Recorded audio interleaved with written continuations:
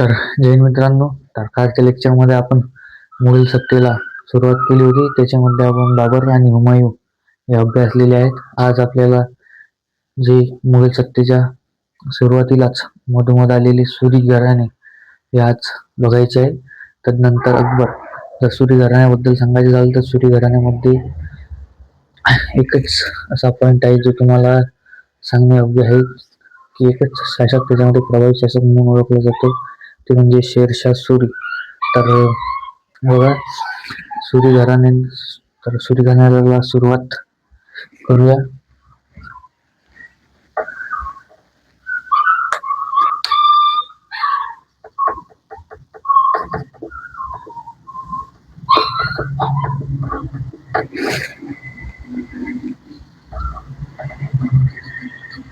पंधराशे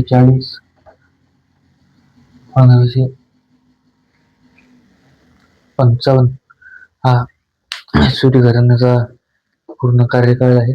जर बघायचं झालं तर याच्यामध्ये 1540 मध्ये जे सत्तेवरती आली ती म्हणजे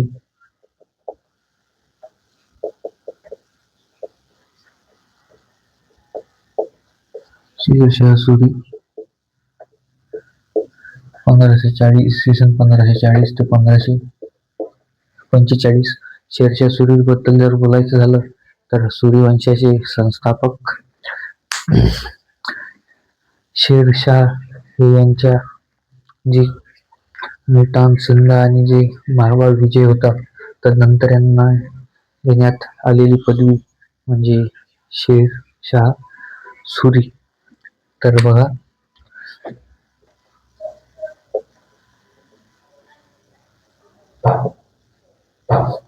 संस्थापक. तर यांची सत्ता ही 1540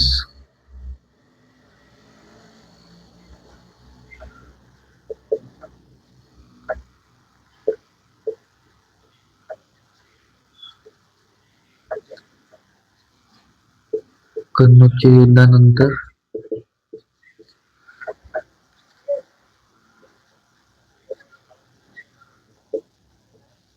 सुरू झाली. याच्यामध्ये त्यांनी हुमायूंचा पराभव केला. हुमायूंला यांच्या प्रभावी आक्रमणामुळे भारत सोडावे लागले.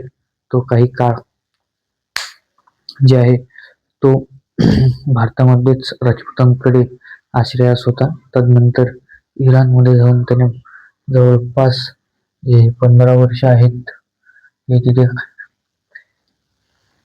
आश्रय घेतला. तदनंतर जे आहे तो परत आला व त्याने सत्ता प्रस्थापित केली. तर बघा, शेरशाह सुरीच्या वेळेस यांनी केलेल्या कार्यामध्ये जर बघायचं झालं तर सर्वप्रथम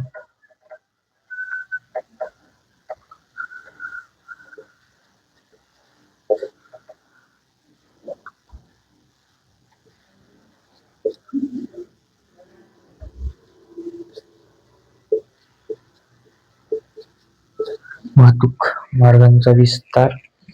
तर बघायचं झालं तर हा जो वाहतूक मार्गाचा विस्तार आहे याच्यामध्ये काही 2-3 पॉइंट आहेत जे एवढे एक्झाम ओरिएंटेड नाही आहेत, पण तुम्हाला सांगणं आवश्यक आहे. तर बघा, वाहतूक मार्गाचा विस्तार म्हणजे यांना माहित होतं जर आपल्याला परकीय राष्ट्रांसोबत जर चांगले व्यवहार, जे आर्थिकदृष्ट्या जे व्यवहार बळकट करायचे असतील तर आपली जी दळणवळणाचे साधन आहे हे एक त्याच्यामध्ये एक प्रभावी कार्य पार पाडते. त्यामुळे यांनी जे आहे रस्ते वाहतूक ही व्यवस्थित केली. रस्त्यांमध्ये जे पोस्ट, ज्याला आपण म्हणू डाक खाते, हे सुद्धा उभारले. त्यानंतर ग्रामीणांना एक कडक सूचना बजावली की जर कुठल्याही व्यापाऱ्याला कोणी कुठल्याही गावाजवळ लुटल्यास आले तर त्या गावातील सरपंच किंवा तिथला जो अधिकारी आहे तो त्याचा पूर्ण जबाबदार राहील. तर त्यामुळे व्यापाऱ्यांची लूटमार सुद्धा कमी झाली व यांनी व्यापाऱ्यांची वाहतुकीमध्ये गैरसोय होऊ नये म्हणून रस्त्यांमध्ये थोड्या थोड्या अंतरावर विश्रांती घेण्यासाठी ठिकाणे सुद्धा उभारली. तर बघायला झालं तर यांनी निर्माण केलेल्या रोडांमध्ये एक सर्वात महत्वाचा road grand trunk road Lahore ते आग्रा हा रोड यांनी निर्माण केला होता.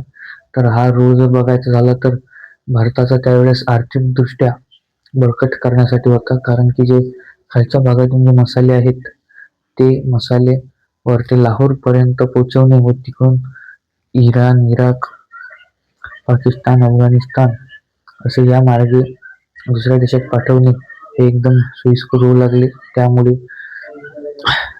आर्थिक धोरण सुद्धा सुधारले. जर बघायचं झालं तर शेत महसुलीमध्ये सुद्धा खूप मोठा बदल करण्यात आला. त्यांनी जी आहे त्या जमिनीची जी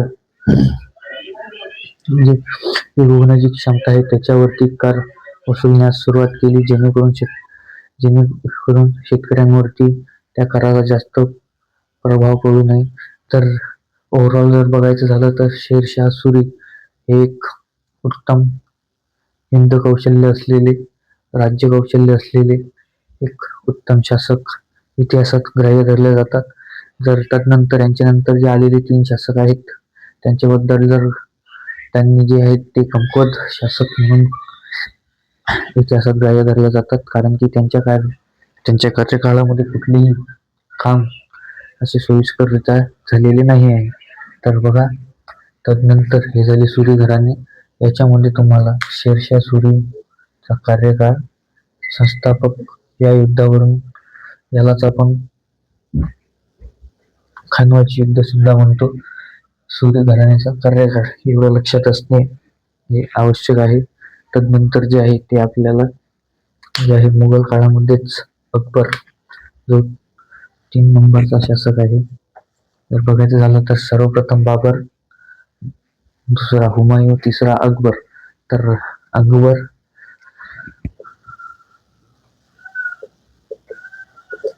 अकबर अकबरची सत्ता आहे. अकबरच्या सत्तेबद्दल बोलायचं झालं तर 1556 ते 1605 पर्यंत अकबरची सत्ता ही होती.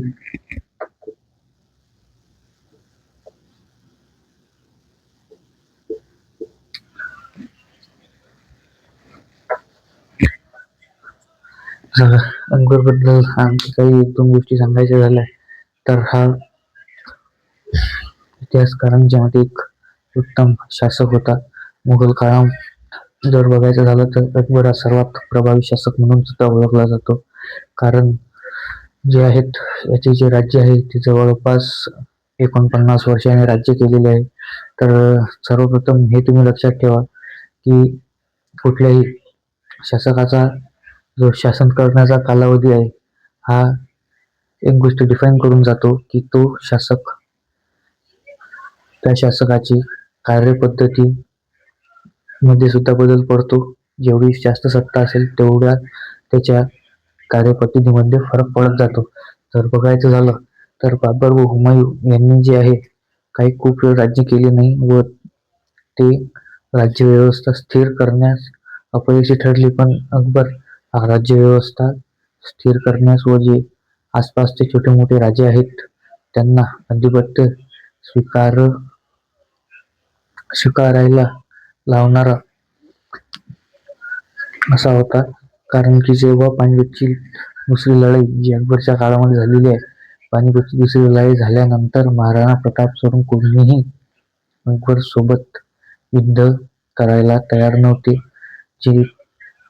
ज्याचा एक परिणाम असा झाला की अकबरच्या जे आहे सर्व राजे अधिपत्याखाली येऊ लागले. तर बघा, अकबरचा जर जन्म सांगायचा झाला, अकबरचा जन्म जेव्हा याचे पप्पा हुमायूं भारत सोडून जेव्हा शेरशाह सुरीची सत्ता प्रस्थापित झाली, हुमायूं सत्तेवरतून निघाला, त्यावेळेस अकबरचा हुमायूं यांनी मेहरबानू बेगमशी लग्न केले व 1542 मध्ये अमरकोट मध्ये जन्म झाला. याच्या जन्मानंतर हुमायूँ हा इराणच्या दिशेला वळाला. तर बघा त्याच्या मग 1542 मध्ये झाला. तर कुठं झाला? अमरकोट. ठीक आहे. तर दुसरा पॉइंट बद्दल जो महत्वाचा आहे तो म्हणजे 1556 मध्ये झालेली पानिपतची दुसरी लढाई.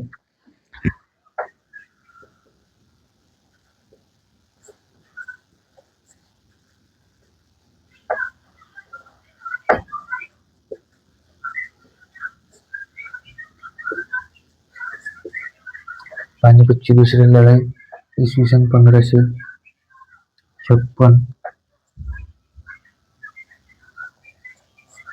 अकबर विरुद्ध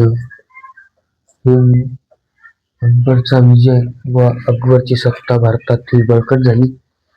तदनंतर पानिपतच्या युद्धानंतर अकबरची जे शासनकाळामध्ये बघायला मिळेल आपल्याला की याच्या सत्तेमध्ये एक स्थिरता येण्यास सुरुवात झाली. तदनंतर महत्वाचा पॉइंट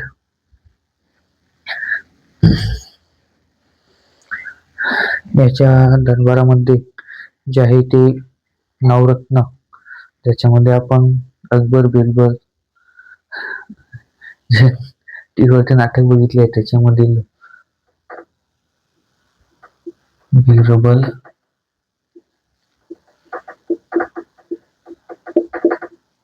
तानसेन,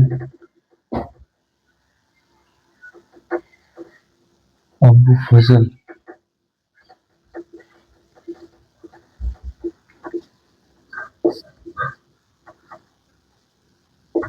यांच्यासारखे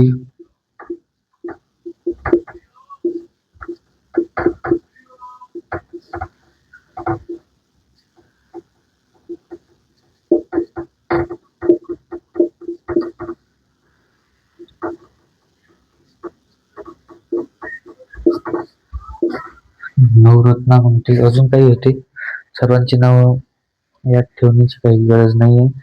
तर बघायचं झालं तर आणखी एक पॉइंट, अकबर हा अशिक्षित होता, याला लिहिता वाचता येत नव्हते.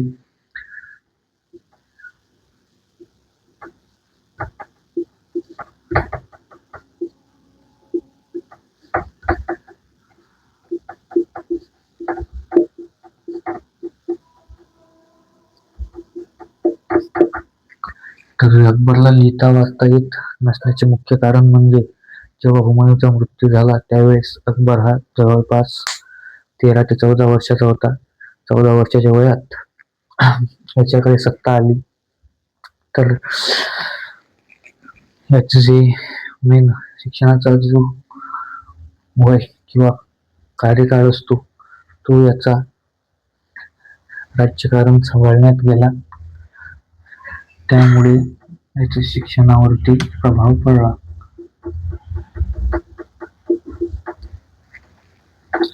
तर बघा अकबरबद्दल एक अजून पॉइंट, अकबरनामा.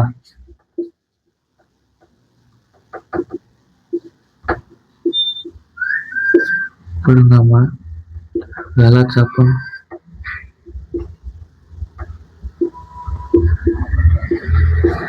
तुझुके अंबरी हे अबू फजल यांनी लिहिली.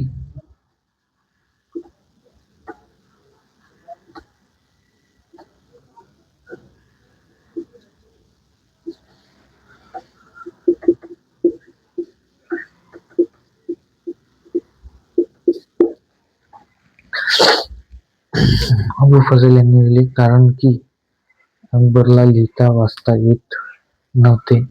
अकबरने जो चालू केलेला धर्म होता त्याच्याबद्दल सुद्धा प्रश्न येऊ शकतो.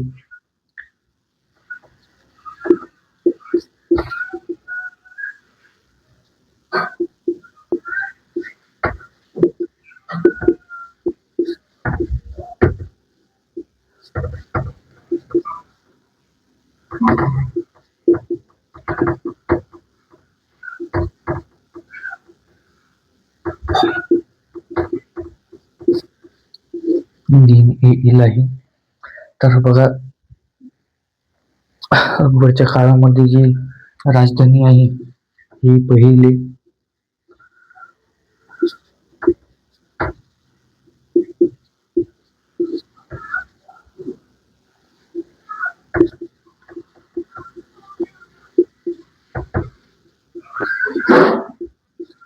आग्रा, नंतर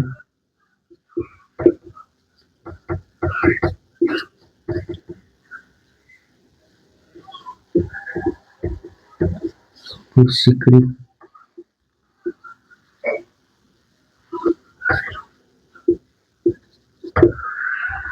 सिकरी करण्यात आली. फतेपूर सिकरी हे जे आहे शहर अकबरनेच बसवलेले होते. तर बघा, हे झाले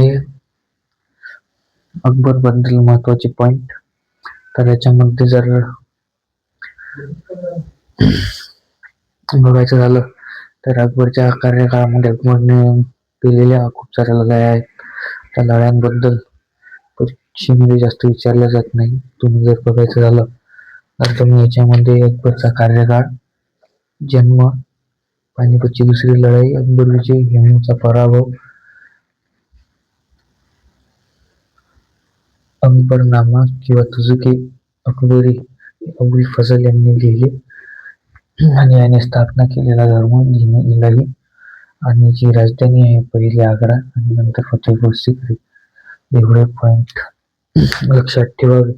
जर या दीन इलाही बद्दल सांगायचं झालं, धर्माबद्दल सांगायचं झालं तर हा धर्म स्थापन करण्यामागे अकबरची जी संकल्पना होती ती अशी होती की सर्व धर्मसमभाव ही संकल्पना त्याला सिद्ध करायची होती. त्यासाठी त्याने सर्व धर्मांच्या एका गुरूंना बोलवले, सर्वांसोबत चर्चा केली. नंतर सर्व विचार करून या पंथाला सुरुवात केली. तर बघायचं झालं तर दीन इलाही याच्यामध्ये जे बिरबल आहेत हे सुद्धा सामील होते.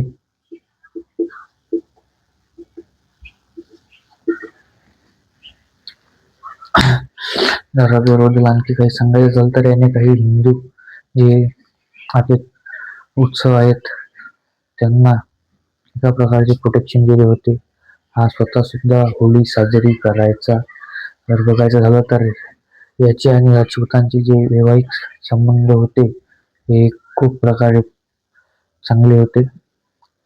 आता तसं बघितलं तुम्हाला काही सांगायची गरज नाही आहे, कारण की तुम्ही पिक्चर बघितलेलाच आहे, नाटक बघितलेलं आहे टीव्हीवरती जोधा अकबर. तर तुम्हाला काही सांगायची गरज नाही आहे. तर बघा, अशा प्रकारे हा अकबरचा कार्यकाळ संपला. तदनंतर ते शासक आपण पुढच्या लेक्चरमध्ये बघू. तर तोपर्यंत जय हिंद, जय भारत.